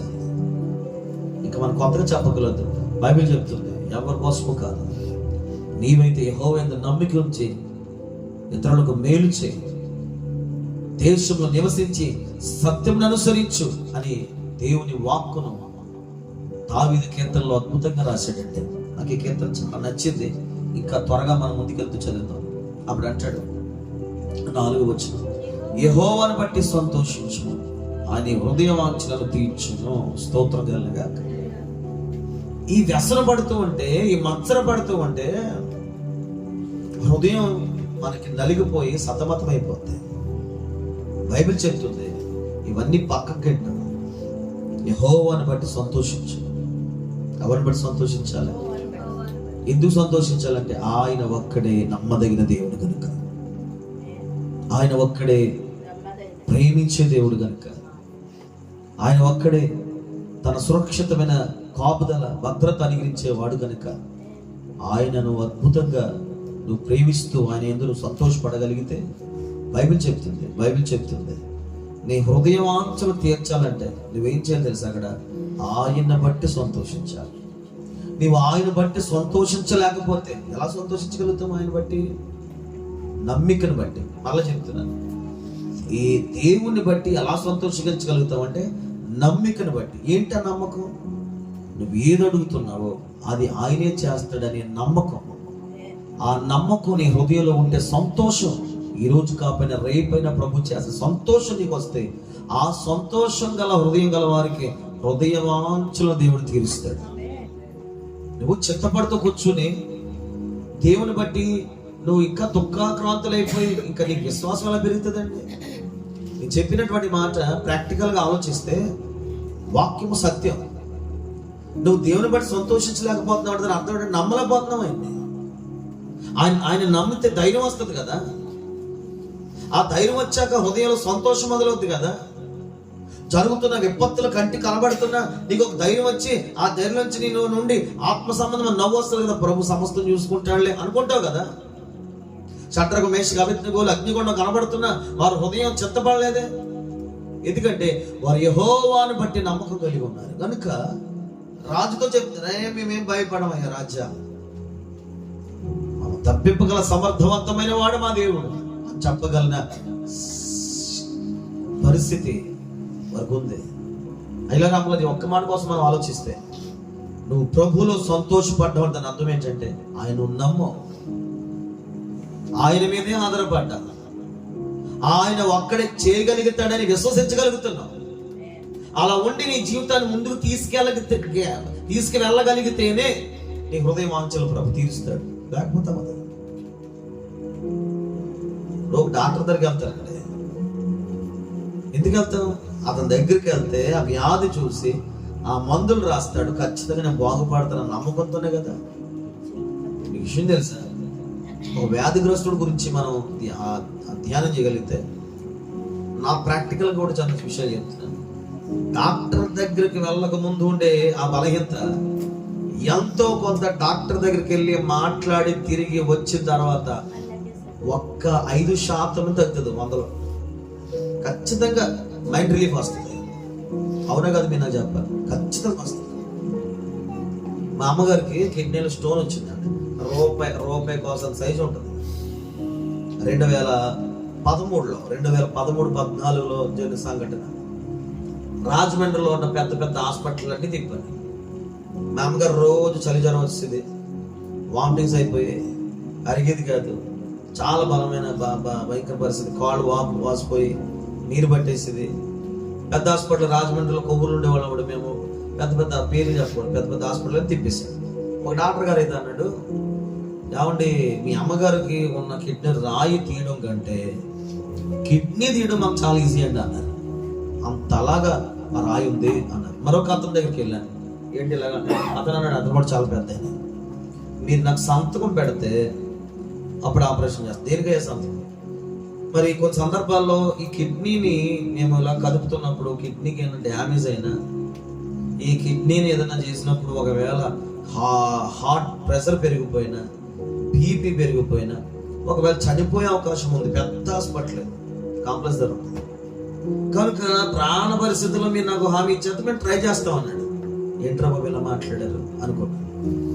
సరే ఇలాగా చాలా బాధపడి చాలా హాస్పిటల్ తిరిగేసి మౌనంగా ఉంటే ఒక ఆయన నాకు కలిసారు. ఒక చోటుకి వెళ్ళాను, ఒక పాస్టర్ దగ్గరికి వెళ్తే, ఏంటి బాబు ఇలా వచ్చామంటే, లేదంటే ఇలాగ మా అమ్మగారు చూసినది వచ్చానంటే, అక్కడ వాళ్ళ ఇంటికి వచ్చిన ఒక బంధువు చెప్పాడు, ఏంటి మా అమ్మగారు ఉన్న పరిస్థితి కోసం. అతను ఏమి అంటాడు, అన్న హాస్పిటల్ తిరిగారు అన్నాడు. తిరిగామంట. అదే చిన్నది ఉంటుంది, ఇంత గది కూడా ఉంటుందండి. ఈ గది అంత ఉంటుంది, ఈ చిన్న గది. ఆ హోమియోపతి ఉంటుంది, అక్కడికి వెళ్ళి సార్ అన్నాడు. పెద్ద పెద్ద హాస్పిటల్కి వెళ్ళాం, ఇక్కడికి వెళ్తే ఏమొద్దరుగా అనుకున్నాను నేను మనసులో. సరే చెప్పారు కదా వెళ్దామని చెప్పి వెళ్తే ఫస్ట్ మాట అంటే డాక్టర్ని హోమియోపతి మెడిసిన్ హైలైట్ చేయట్లేదు. ఒక మాట చెప్పు సందర్భం వెళ్ళి కూర్చున్నాం, రిపోర్ట్ చూపించాను. అతను అన్నాడు కిడ్నీ తీసేయాలి అన్నాడు. ఇతను చచ్చిపోద్దేమో మరి బీపీ పెరిగిపో అన్నాడు. వీళ్ళేమో ఇంకో రకంగా మాట్లాడారు. అతను ఎంత కూర్చుంటే చిన్న నవ్వున్నాడు. నాకు అర్థం కావట్లేదు, ఏంటి నవ్వుతున్నాడు ఏంటి. ఏంటి సార్ ఇది మరి మీ దగ్గర అవుతుందో లేదని అడిగితే, చాలా ఈజీ అండి, దీనికి ఎందుకు కంగారు పడుతున్నాడు అన్నాడు. నేను 2-3 సార్లు అడిగాను, మీరు చెప్పేది నిజమేనండి అంటే, లేదు ఇది చాలా సింపుల్, మన దగ్గర ఏం కాదు, డ్రాప్స్ ఇస్తాను, మందు ఇస్తాను, వాడు తగ్గిపోతాను, చాలా ఈజీ. హృదయం తేలికైపోయింది. అది వాడుతున్న 3 నెలలకి ఆవిడకి జ్వరాలు ఎన్ని మొత్తం అనేసాయి. 6 నెలలు స్కాన్ చేస్తే సైజు చాలా తగ్గిపోయి కిడ్నీ పాడైపోయిన కిడ్నీ కూడా రికవర్ అయిపోయింది దేవుని మహాకృపను బట్టి. ఎందుకు మాట చెప్తానంటే, నలిగిన వారికి ఎలాంటి మాటలు కావాలంటే ఆదరించే మాటలు కావాలి, కృంగిన వారికి బలపరిచే మాటలు కావాలి, విసుగొచ్చిన వారికి ఆశ కలిగించే మాటలు కావాలి. ఆ మాటలన్నీ పరిశుద్ధ గ్రంథంలో దేవుడు రాశాడు. దేవునికి స్తోత్రం కలగాలి. ఆయన వద్ద మాత్రమే దొరుకుతాయండి అవి. ఖచ్చితంగా మనిషి ఖచ్చితంగా నాకు కూడా అతడు ఖచ్చితంగా పొద్దున సాయంత్రం వరకు మనుషుల సహవాసం చేస్తే ఏదో సందర్భంలో ఏదో మాట బట్టి ఖచ్చితంగా నొచ్చుకుంటుంది హృదయం. కానీ యేసయ్యతో సహవాసం చేస్తే హృదయంలో సంతోషం పడుతుందండి. ఆ సంతోషమే మన హృదయ వాంఛలన్నింటినీ కూడా తీర్చగలుగుతుంది. స్తోత్రం కలుగునుగాక. సోదరులారా, అడిగినవే చేయలేని కాలంలో మనం ఉన్నాం. అలాంటిది హృదయంలో ఉన్న వాంఛల్ని తీర్చగల సమర్థవంతమైన వాడు నేను ప్రకటిస్తున్నటువంటి యేసు ప్రభులు వారండి. దేవునికి స్తోత్రం కలుగునుగాక. ఈరోజు ఉదయం ఒక చోటుకి వెళ్ళొచ్చాం. నా దగ్గర ఏమీ లేవు, పరిస్థితి ఏం కూడా. వచ్చినప్పుడు కూడా చెప్పుకున్నాను నేను, అయ్యో మేము మళ్ళీ చోటుకి వెళ్ళలేం లేదు. కానీ దేవుడు ఒక ఇద్దరు ద్వారా నాకు కావలసిన సహాయాన్ని దేవుడు చేశాడు. ఎవరిని అడగలేదా? అంటే హృదయవాంఛల్ని ఎవరు ఎరిగిన వాడు చెప్పండి? ప్రభు ఎరిగిన వాడే అండి. ఎందుకే మాట చెప్తానంటే, ప్రతి దినము ప్రతిరోజు ఆయన మన భారమును భరిస్తున్న దేవుడు. ప్రతిరోజు ప్రతి సందర్భాల్లో మన చింత యావత్తు ఆయన భరిస్తున్న దేవుడు. కనుక బైబిల్లో ఆయన అన్నాడు, మీ చింత యావత్తు నా మీద వేసి, మీ భారం నా మీద ఉంచి మీరు చక్కగా తేలిగ్గా ప్రయాస విశ్రాంతితో మీరు బ్రతకండి అని ప్రభు చెప్పాడు. సోదరులారా, యెహోవాను బట్టి సంతోషించే మనసు, ప్రభువును బట్టి సంతోషించే మనసు, ప్రభు మీద నమ్మకం ఉంటేనే ఆ మనసు వస్తుంది. ఆ మనసు వస్తేనే ఆ హృదయవాంఛలన్నింటినీ ప్రభు తీర్చగలుగుతాడు. స్తోత్రం చెప్పండి. కిందకి ఇంకా చక్కని మాటలు ఉన్నాయి, ఇవి అవసరమైన మాటలు. అప్పుడు అంటాడు, హృదయవాంఛ తీర్చునని. 5వ వచనం, నీ మార్గమును యెహోవాకు అప్పగింపుము, నీవు ఆయనను నమ్ముకొనుము, ఆయన నీ కార్యము నెరవేర్చును. ఎంత గొప్ప మాట, ఎంత గొప్ప మాట అండి. మన భవిష్యత్తు కనబడకపోయినా, ఏ మార్గంలో వెళ్ళాలో అర్థం కాకపోయినా, ఏది యోగ్యమైన మార్గమో తెలియకపోయినా, ఒకవేళ ఉన్న మార్గము అది నీకు మేలుకరంగా లేకపోయినా, మన సొంత ఆలోచన చేత ఆ మార్గాలను వెలుగు తెప్పించుకోలేము. మన సొంత ప్రయత్నాల చేత మనం వెళ్తున్నటువంటి ఆ మార్గంలో అద్భుతంగా మనం దీవించబడలేము. అదేదో బైబిల్ చెప్తుంది. యేసు ప్రభువు అంటాడు కొత్త నిబంధనలో, నేనే మార్గమును అన్నాడు. ఈ కిత్రాగోడికి ఎలా తెలిసాయో ఈ మాటలండి. నేనే మార్గం అన్నటువంటి ఆయనకి దావీదు అంటాడు, ఆయనకు నీ మార్గాలు ఏం చేసుకోవాలి? అప్ప చెప్పుకోవాలి. ఎంత గొప్ప విశ్వాసం మాట అండి అది. ఎంత ఉన్నతమైన మాట అండి అది. మనం నిజంగా దాన్ని చేయగలుగుతున్నాం తమ్ముడు చెల్లి. మన మార్గాలు ఆయన కొదిలే, ఆయన చూసుకుంటాడు, ఆయన కొదిలే. నువ్వే ప్రయాసపడుతున్నావో, నువ్వే విషయంలో నలిగిపోతున్నావో ఆయన కొదిలే. ఏది ప్రభు దగ్గర ఆశిస్తున్నావో, ఏది నీ కుటుంబంలో కొరతగా ఉందో, లేమిగా ఉందో, ఏ పేదరికం వెంబడుతుందో, లేకపోతే ఏ అనారోగ్యం, ఏ పరిస్థితిలో ఉన్నావో ఆ మార్గాన్ని ప్రభువుకి అప్పచెప్పు. ప్రభువుకి నీ మార్గాలు అప్పచెప్పగలిగితే, దేవుని వాక్యం చాలా స్పష్టంగా రాశాడు, నీవు ఆయన నమ్ముకొను, ఆయన నీ కార్యము నెరవేర్చు. అప్పగించాలి, నమ్ముకోవాలి. 2 మాటలు బలంగా పెట్టుకోండి హృదయంలో రాత్రి. ఏం చేయాలి? అప్పగించాలి, నమ్ముకోవాలి. ఎన్ని కోట్లు ఖర్చు పెడితే ఇలాంటి ప్రొఫెసర్ దొరుకుతుందండి. నిజంగా పరలోకంలో ఉన్న ఆ వాతావరణం కొన్ని సందర్భాల్లో దేవుని ఆరాధించినప్పుడు వస్తుంది మన మీదకి. ఎందుకంటే ఆయన నామం ఉచ్చరిస్తుంటేనే ప్రశాంతతమైన పరిస్థితి ప్రవహిస్తాడండి. గలిబిలి లోకంలో, ఈ ఉరుకు పరుగుల లోకంలో ప్రశాంతంగా బ్రతకాలంటే నిజం చెప్తున్నాను, ఆయన సన్నిధి నుండి సంపూర్ణమైన సంతోషం కలిగజేస్తుంది. దేవునికి స్తోత్రం కలగాలి. హల్లెలూయా. మరొకసారి జ్ఞాపకం చేసుకున్నాం అన్నమాట. నీ మార్గాలను ప్రభువుకి అప్పచెప్పు, ఆయన మీద నమ్మకం పెట్టుకో. అప్పుడు నీ కార్యం ఆయన నెరవేరుస్తాడు. ఇలా కాకుండా నీకు నీవే ప్రయత్నాలు చేసుకుంటూ పోతే, నీకు నీవే పరుగులెట్టుకుంటూ పోతే, నీ సొంత ఆలోచన చేత నడిపించుకుంటూ పోతే దేవుడు కార్యం ఎలా నెరవేరుస్తాడు? నేను చాలా మందికి ఈ సూత్రం చెప్తాను, దేవుడు చేస్తాడులేండి, దేవుడు చేస్తాడమ్మా, దేవుడు చూస్తాడులే అని చెప్తాను. ఇవి నేర్పించాలి. ఎందుకంటే నేను కూడా అలాగే అప్పచెప్పుకుంటూ పోతాను. అలా ఉంటేనే సమయోచితంగా ప్రభు తన కార్యం జరిగిస్తాడు. అలా ఉండి ప్రార్థించాలి, అలా ఉండి నమ్మకం పెట్టుకోవాలి, అలా ఉండి ప్రభుని విశ్వసించాలి, అలా ఉండి ప్రభు యొక్క వాక్య ప్రకారం నడుచుకోవాలి, అలా ఉండి ప్రభు వాసు ధ్యానిస్తూ ఉన్నప్పుడు దేవుడు తప్పక నీ కార్యాన్ని నెరవేరుస్తాడు. ఇప్పుడు చాలా మందిలో వచ్చిన నమ్మకం ఉంటుంది, మంత్రంకి వెళ్ళిపోయాం కదండి దేవుడు కార్యం చేయాలంటే చేయడం, ఏమంటే ఉపవాసం ఉంటున్నాం కదండి కార్యం లేదు. మరి మనం అన్నీ ఉండి అన్ని చేస్తూ అప్పచెప్పదాని అప్పచెప్పకుండా నమ్మకం కలిగినటువంటి పరిస్థితుల్లో ప్రభుని ఇంకా సంపూర్ణంగా నమ్మకుండా మన యత్నాలు, మన ప్రయత్నాలు, మన ఆయాసాలు, మన కష్టాలు మనమే అనిపిస్తూ దేవుడు ఏమి చేయలేదంటే ఎలా కుదురుతుంది? కుదరదు కదా. ప్రభువుని ఎలా తెలుసుకోవాలంటే పరిశోధించి, ఎప్పటికెప్పుడు దేవుణ్ణి ఆయన క్రియల్ని నువ్వు ఖచ్చితంగా అనుభవించడానికి నీకు దేవునికి మధ్య కొన్ని మాటలు సంఘర్షణ జరుగుతూ ఉండాలి. నేను చాలాసార్లు 1, 2, 3 సార్లుగా చాలాసార్లు ప్రభు నేను ఆయన దృష్టిలో ఏమై ఉన్నానో అనేక సార్లు నేను ఆయన సూచనలు అడుగుతుండేవాడిని. నేను ప్రభా నీకు ఇష్టమైతే నువ్వు అలా చేయవా, నీకు ఇష్టమైతే నువ్వు ఇలా చేయవా, ప్రభా నువ్వు నన్ను ఎన్నుకొని ఉంటే నువ్వు నాకు ఇది దయచేవా, లేకపోతే నువ్వు నన్ను నిజంగా సేవకు పిలిచావంటే ఇలా అడుగుతుండేవాడిని చాలాసార్లు. చెప్తాను ఇది మధ్యన మానేసిన, ఎందుకంటే ఎక్కువగా నువ్వు శోధించకూడదు. అడిగినప్పుడల్లా తన సూచన నాకు చూపిస్తున్నాడండి. ఎంతకన్నా గొప్ప దేవుడు ఎక్కడ దొరుకుతాడంటారా? దేవునికి స్తుతి కలుగునుగాక. నువ్వు ఆయన నమ్ముకొనుండు, నీ కార్యాన్ని ఆయన తప్పకుండా ఏం చేస్తాడంటే నెరవేరుస్తాడు. పక్వత ఒక మంచి శుభాన్ని వాళ్ళకి నీ కార్యం ప్రభు నెరవేరుస్తాడని చెప్పాలి. స్తోత్రం, హల్లెలూయా. ఎవరు నెరవేరుస్తారండి? యేసయ్య. చెప్పండి, యేసయ్య. ఆయన నమ్ముకున్నవారు ఆయనలాగే ఉండాలి. మరలా చెప్తున్నాను, ఆయన నమ్ముకున్నవారు నీలా ఉండకూడదు. ఇక ఆ ప్రాచీన స్వభావాలు, ఆ ప్రాచీన మనస్తత్వాలు, ఆ ప్రాచీన క్రియలు, ఆ ప్రాచీన పద్ధతులు విడిచిపెట్టి ఆయనలాగా మారగలిగితే తప్పకుండా నీ కార్యాలు దేవుడు చేస్తాడు. దేవునికి స్తోత్రం. ఇంకా మంచి మాటలు మనం ఇంకా చదువుకుంటూ ముందుకు వెళ్ళిపోదాం. అన్నాడు, ఆయన నమ్ముకుని ఆయన కార్యం నెరవేర్చును. 6వ వచనం, ఆయన వెలుగున వలెని నీ నీతిని, మధ్యాహ్నం వలె నీ నిర్దోషత్వమును వెల్లడిపరచును. దేవునికి స్తోత్రం. చేయలేని పనులకి, చేయలేని కారణాలు బట్టి నిందలు, అవమానాలు, ఇబ్బందులు, కష్టాలు, వ్యతిరేకలు కలుగుతుంటే దేవుడి వాగ్దానం మనకి ఇస్తున్నాడు. ఎలాంటి వాగ్దానం అంటే, ఇదిగో నీ నీతిని నేను వెలుగు వలె, మధ్యాహ్నం వలె, మధ్యాహ్నం ఎంత వెలుగు ఉంటుందో నీ నిర్దోషత్వాన్ని, నీ నీతిని అంతలా బయలుపరుస్తాను. దేవునికి స్తోత్రం కలుగునుగాక. దేవుడు నమ్మదగినోడండి.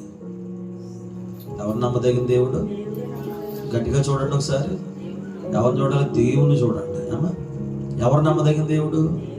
మనం ప్రకటిస్తున్న దేవుడు. స్తోత్రం చెప్పాలి ఒకసారి. హల్లెలూయా.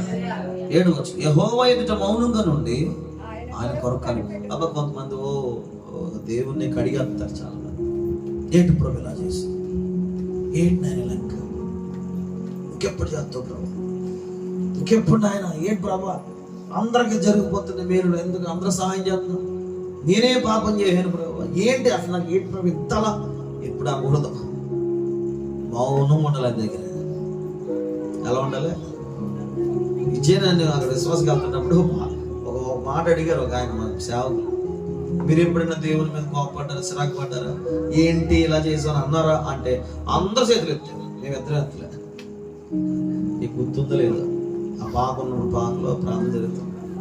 అప్పుడు మేమిద్దరు ఎంతమంది, ఏంటి మీరు నిజంగా దేవుని విషయంలో అనుకోలేదా అని అడిగారు. మనం ఇద్దరు ఒకటి చెప్పాం, లేదండి మేము ఎప్పుడు అలా అనుకోలేదు. ఎందుకంటే ఆయన అనుటకు మేము అర్హులం కాదు. ఏమండి, చిన్న మాట అడుగుతుంది, నీకు డిగ్రీ సర్టిఫికేట్ అవ్వాలంటే ఏం చదవాలి? నువ్వు డిగ్రీ చదవాలి. ఉద్యోగం అవ్వాలంటే ఉద్యోగం కావాల్సిన అర్హత ఉండాలి.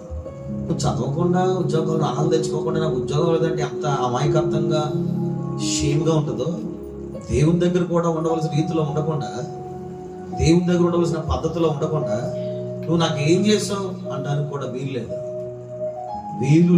దేవుని దగ్గర జాగ్రత్తగా మనం ఆలోచించేద్దాం. యెహోవా ఎదుట ఎలా ఉండాలి? మౌనంగా ఉండాలి.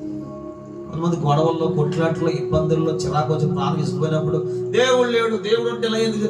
తప్పు. అలా అనకూడదు. మూర్ఖురాలుగా మాట్లాడింది యోబు భార్య.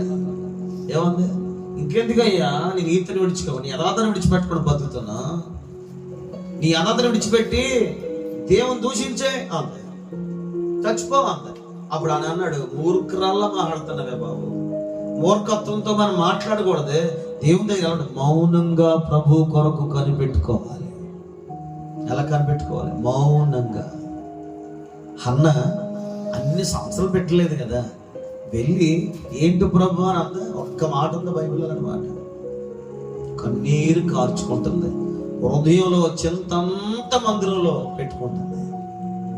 బైబిల్ గ్రంథంలో భక్తుల జీవితం చూస్తే ఏ భక్తుడు కూడా ఆడలేదండి ఆ మాట. ఏ భక్తుడు దేవుని మీద తిరగబడి రివర్సల్ అడగలేదండి. అడిగే అంత పరిస్థితుల్లో వారు ఉన్నారంటే వారు భక్తులే కాదు. ఈరోజు మనం భక్తి చేస్తున్నాం, ఎందుకు వచ్చిన భక్తి మంది ఇట్లే మాట్లాడితే దేవుని అంట. చాలా మంది అలాగే లోకంలో కలిసిపోతున్నారు, మందిరాలకు వస్తున్నారు, జరగకపోతే వెనక్కి వెళ్ళిపోతున్నారు. దేవుడు అలాంటి వాళ్ళని పట్టించుకోడండి. దేవుడు ఎలాంటి వాళ్ళ విషయంలో ఆయన ధ్యానం పెట్టు, నిరంతరము ఆయన వెంబడించే వాడిని మాత్రం ఇష్టపడే దేవుడు ఆయన. స్తోత్రం చెప్పండి. నేను అడుగుతూ వచ్చిన మాట అడుగుతున్నాను.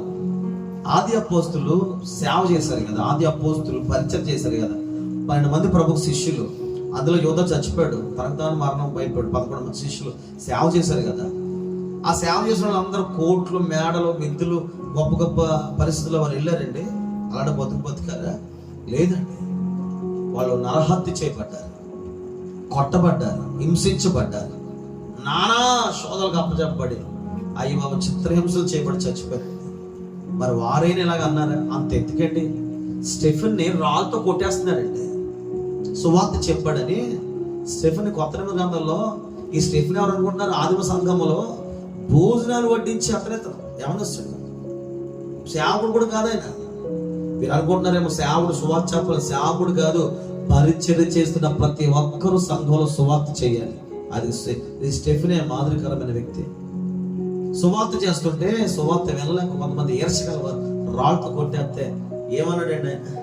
ప్రభు వీళ్ళందరూ చంపాను ఆయన అన్నాడా? లేదు. ఏంటి ప్రభు నీ సువార్త చెప్తే రాళ్ళ దెబ్బేంటని అని అన్నాడా? లేదు. ఏమన్నాడు? దర్శనం చూస్తున్నాడట. ఏ దర్శనం అది?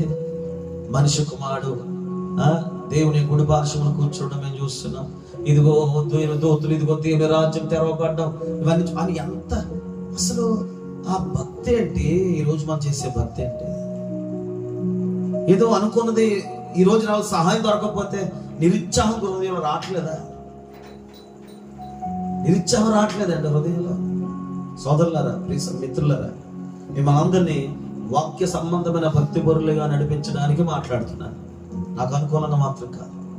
ఆది అపోస్తులు నాన్న చిత్రహింసలు పట్టి చచ్చిపోయారే, పేతుని తలగదల సిలివేశారా, పౌలు చిరస్నానం చేశారే. మరి పౌలు గాని పేతురు గాని వీళ్ళందరూ తిట్టుకున్నారా దేవుణ్ణి? ఏంటి ప్రభువా అన్నారా? అంత ఎందుకంటే వరుస ప్రాంతంలో వేరే దేశం నుంచి ఒక అతను వచ్చాడు. ఆ రోజు అక్కడ సువార్త చేసి పడుకోవడానికి ఇల్లు లేక ఆ జీపులోని 2 కొడుకులు వేసుకుని పడుకున్నాడు. ఆయన పేరు నాకు గుర్తులేదు. వరుస ప్రాంతంలో అర్ధరాత్రి మతోన్మతులు వచ్చి పడుకున్నటువంటి ఆ జీపు మీద పెట్రోల్ అంతా పోసేసి చిన్న బిడ్డలతో ఉన్నా కూడా తగలబెట్టేశారు. చంపేసి సజీవ దహనం చేశారు. వాళ్ళని ఊరు వాడ వార్త వెళ్ళిపోయింది. భార్య వచ్చింది, ఆ కాల్ చేసిన దొరికేశారు.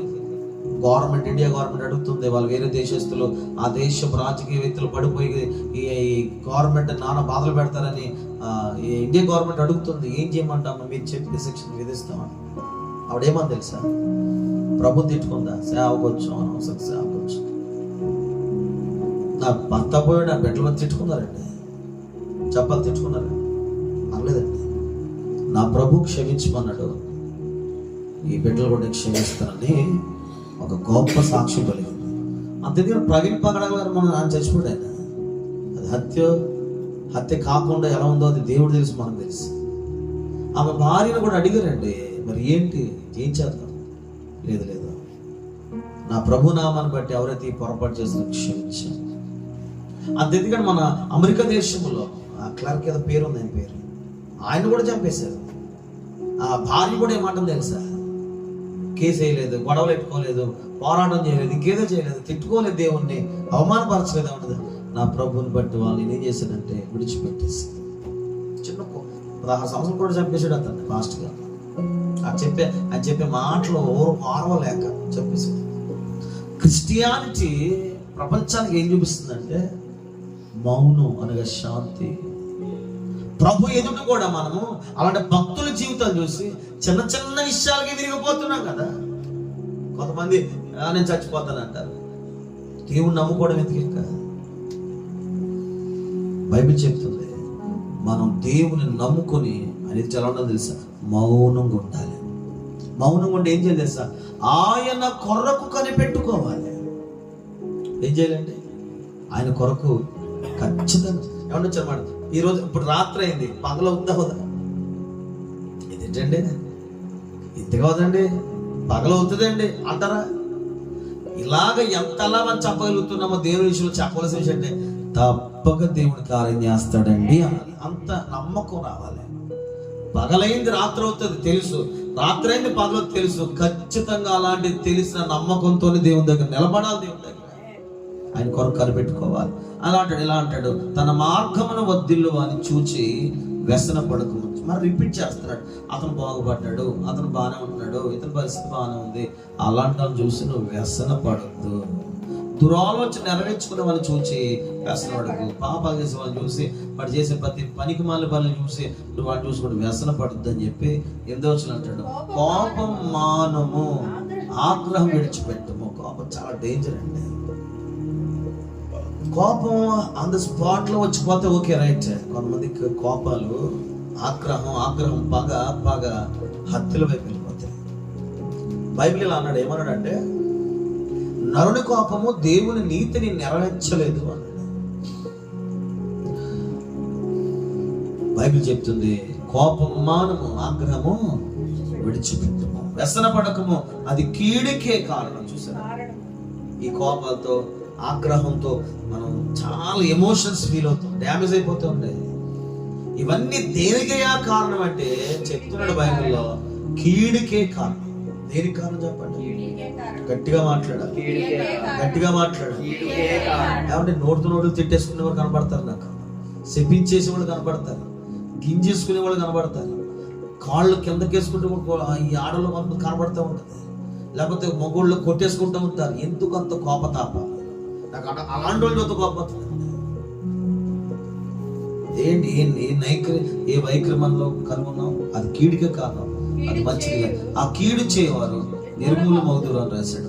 యెహోవా కొరకు కనిపెట్టుకునే వారు దేశమును స్వతంత్రం. ఎంత అద్భుతమైన వాగ్దానం అండి ఇది, ఎంత అద్భుతమైన వాగ్దానం. నాకు ఈ రోజుగా 2 కళ్ళు వచ్చాయి. ఒకటి మా అక్కగారు అమ్మాయి గురించి మంచి కళ వచ్చింది. రెండోది నా జీవితంలో దేవుని సహాయం కొరకు నేను ఎదురు చూస్తున్న సహాయాన్ని ప్రభు ఎలా ఇస్తాడో కూడా దేవుడు నాకు సహాయం చేశాడు. ఖచ్చితంగా నాకు నమ్మకం ఉంది, ఆయన చెప్పితే సేవ కానీ ఇతర విషయాలు కానీ ఏదైనా ఫలభరితంగా దేవుడు మారుస్తాడంటే దేవుడికి స్తోత్రం కలగాక. నమ్మదగిన దేవుడు కాదు.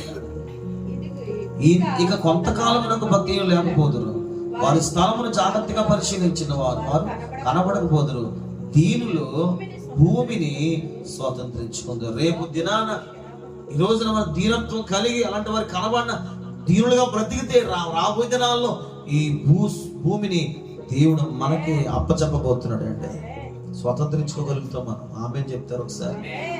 నివసించడానికి ఇల్లేదు అనుకుంటున్నామేమో, లేదు అలా బ్రతికి చూపించు. దేవుడు నీకు ఒక అద్భుతమైన సహాయం చేయబోతాడు. ఆమేన్, హల్లెలూయా. ఆయనకి జరగంది, ఆయన వల్ల కాందందు అంటూ ఏది లేదు.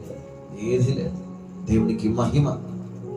కింద నేను చివరిలోకి కొన్ని వచనాలు చూపిస్తాను, ఇది మీరు చూసి ప్రార్థించండి, ప్రార్థన చేసుకోండి. ఇక్కడ ఇలా అంటాడు, 16వ వచనం చదువుదామండి. అద్భుతమైన మాట. నీతిమంతునకు కలిగింది కొంచెమైనను. ఎలాంటి మాట రాడు తెలుసా? నీతిమంతుడు కలిగింది కొంచెమైనను బహుమంది భక్తియుల కన్నా ధన సమృద్ధి కంటే శ్రేష్టము. మనకి కొద్దిగా వస్తుంది, ఈ కొద్దిదే అదిగో అలాంటి వాళ్ళకి వచ్చేదానికంటే మనకు వచ్చే ఆ కొంచెమేనట శ్రేష్టం. ఎందుకు శ్రేష్టమని తెలుసా? అది పాపం చేసుకుంటారు వచ్చింది కాదు, అది లోక సంబంధమైన వివరించేది కాదు. ఎందుకు అది శ్రేష్టమైంది? ఆ కొంచెం ఎందుకు శ్రేష్టమైందంటే అది పరలోకుడు దేవుడు అనుమతి ద్వారా నీ దగ్గరికి వచ్చింది. దేవునికి మహిమ కలుగుగాక. యేసు ప్రభు కొండ మీద ప్రసంగం చేసిన తర్వాత అరే పిల్లల మీద తినడానికి ఏమన్నా పంచి పెడదామంటే ఏం తీసుకొచ్చారు? ఎంతమంది తీసుకొచ్చారు? ఏం చెప్పండి? 5 రొట్టెలు 2 కొంచెమే. కానీ దాన్ని ఏం చేశాడు? శ్రేష్టముగా దేవుడు మార్చిపడేశాడు. మేము మీకు ఒక చిన్న మాట ప్రేమతో చెప్తాను. ఇంట్లో బియ్యం అయిపోతుంది అనుకో, ఇలా పట్టుకుని కవర్నో లేకపోతే దాన్నో యేసయ్యా నీకు స్తోత్రం అని చెప్పు. అది ధాన్య సమృద్ధిని ప్రభు నీకు ఇస్తాడు. ధనం అయిపోతుంది అనుకో, ఇంట్లో ఖర్చు అయిపోతుంది అనుకో, ఏంటి అనుకుంటున్నావు అనుకో, ఆ ఉన్నది పట్టుకుని యేసయ్యా నీకు వందనాలయ్యా అని చెప్పు. ఇది విశ్వాసం. దానిలో నుండి మరలా అవసరతలు తీర్చే మార్గాలు దేవుడు ఏర్పాటు చేస్తాడు. నా చేతికి ఎవరు ఎంత సహాయం చేసినా ఏదో నా జీతం వచ్చిన లేకపోతే కానుక ఇచ్చిన దాన్ని పట్టుకుని నేను ఒకటే చెప్తాను, యేసయ్యా నీకు వందనాలయ్యా, యేసయ్యా నీకు వందనాలయ్యా. రూపాయి ఇచ్చిన, 10 రూపాయలు ఇచ్చిన, 100 రూపాయలు ఇచ్చిన, కొంతమంది ఎక్కువ ఇస్తే స్తోత్రం చెప్తారేమో, లేదు చిన్నది మొదలుకొని ఏదైనా సరే దేవుని మనం ఎప్పుడు కూడా స్తుతి చెల్లించాలి. స్తుతి ఏం చేస్తాడు? శ్రేష్టముగా మారుస్తాడు దేవుడు. స్తోత్రం చెప్పండి. హల్లెలూయా. ఏమంటే ఇంకా చిన్న మాటలు అంటాడు 16 జనవరి కదా, ఇప్పుడు మీరు చదవలసింది మరొక మాట చూపిస్తాను చూడండి. 22 చదవండి. యెహోవా ఆశీర్వాదము నొందిన వారు భూమిని స్వతంత్రించుకుంటారు, ఆయన శపించిన వారు నిర్మూలన వారు. ఒక నడత, ఈ మాట కావాలి, ఒక నడత యెహోవా చేతనే. నడత బాగలేదు, వీడు వైఖరి బాగలేదు, ఏదైనా పద్ధతి బాగలేదు అని అనుకుంటే మీకు మాట చెప్తాను, వాళ్ళ కోసం మీరు ప్రార్థన చేయండి, దేవుడు వారి నడతను స్థిరపరుస్తాడు. ఆమేన్. హల్లెలూయా. వీళ్ళ పరిస్థితి బాగలేదు, వాళ్ళ జీవితాలు అనుకున్నప్పుడు మనం చేయవలసింది లేదు వీళ్ళు వాళ్ళకు మనం వాళ్ళు మార్చగలిగిన వారు ఎవరంటే దేవుడు ఒక్కడే. ఎవరొక్కడండి? దేవుడు ఒక్కడే. ఇంకా చివరిలో ఆ మాటలు ఉంటాయి, కొన్ని మాటలు. వాని ప్రవర్తన చూచి ఆయన ఆనందించున్నాడు. యెహోవా అతని చేయి పట్టుకుని ఉన్నాడు గనుక అతని నేల పడినను లేవలేక ఉన్నాడు. నేను చిన్నవాడనే ఉంటుంది, ఇప్పుడు ముసలివాడనే ఉన్నాను. ఆయనను నీతిమంతులు విడబడుట గాని వారి సంతానము విక్షేమితుడు గాని నేను చూచి ఉండలేదు. దేవునికి స్తోత్రం చెప్పండి. చెప్పుకోవాలంటే ఇంకా చాలా వచనాలు ఉన్నాయి, కానీ కొన్ని వాక్యాలు ఈ దినాన్ని మనం ఏదైతే విన్నామో వీటిని బట్టి కొంచెం మనసులో ఆయన మీద కాసేపు మనసు పెట్టుకోండి. ఆ వాక్యాలు మనం ధ్యానించాం కదండి, ఆ ధ్యానించినటువంటి ఆయన మాటల మీద ఆలోచన చేయడం ప్రారంభించండి. అలా చేస్తూ మనం అందరము ఏం సంపాదించుకోవాలంటే ఆయన రూపాన్ని, లేకపోతే ఆయన లక్షణాలని, ఆయన గుణాలని, ఆయన ఏదైతే చెప్పాడో అలా బ్రతకడానికి మన మనసు నిశ్చయత చేసుకుని ఆయనకి ఎలాగిష్టమో దానికి మనం ఇప్పుడు విన్నాం కాబట్టి దాని ప్రకారం బ్రతకడానికి నువ్వు యత్నం చేస్తే దేవుడు మేలైన కార్యాలు చేస్తాడు. రాత్రి ఒక మాట రిపీట్ చేస్తాను, నీ మార్గాలు యెహోవాకు అప్పగించుము, ఆయన నమ్ముకొనుము, ఆయన నీ కార్యమును నెరవేర్చును. అటు కృప కుటుంబానికి చేరవచ్చిన మనకి దేవుడు అనుగ్రహించును గాక. అందరూ తల వంచి చిన్న ప్రార్థన చేస్తారు. అందరూ కలిసి ఈ కుటుంబంలో దేవుడు తన కార్యం జరిగించాలి, ఈ కుటుంబంలో తన చిత్తాన్ని ప్రభు జరిగించాలి. అలాగే చేరవచ్చిన మనకి కూడా ప్రభు ఒక కృప దొరకాలి. విశ్వాసంతో ఈ ప్రార్థన చేస్తారా? యేసయ్యానికి స్తోత్రం.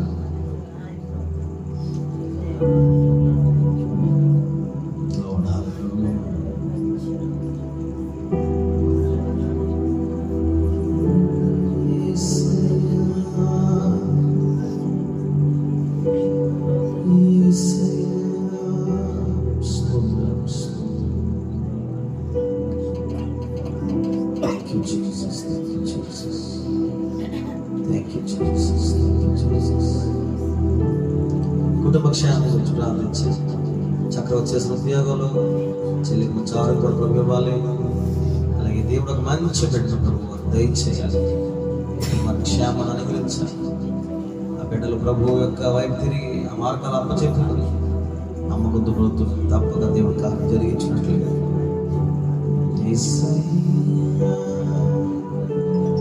స్తోత్రమయ స్తోత్రమయ స్తోత్రం స్తోత్రం.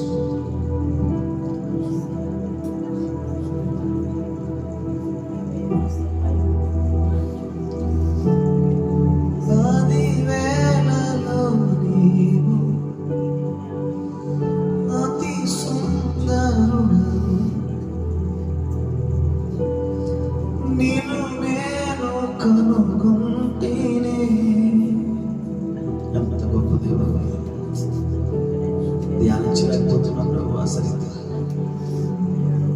స్మరించలేకపోతున్నాం ప్రభు.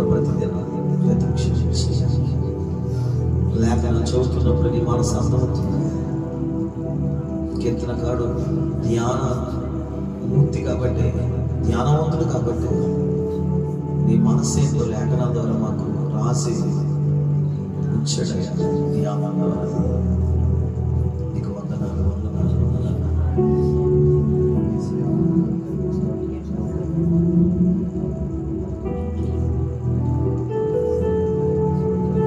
అప్పచెప్పండి, మార్గంలో అప్పచెప్పండి. నమ్మిక ఉంచండి, నమ్మిక ఉంచండి. అప్పచెప్పండి, నమ్మిక ఉంచండి. ప్రభువే మీ కార్యం నెరవేర్చుకోండి. Thank you Jesus, thank you, thank you. ప్రార్థన. మహాగరుడ, గొప్ప దేవుడా, నిత్య నివాసి పరలోకపు తండ్రి,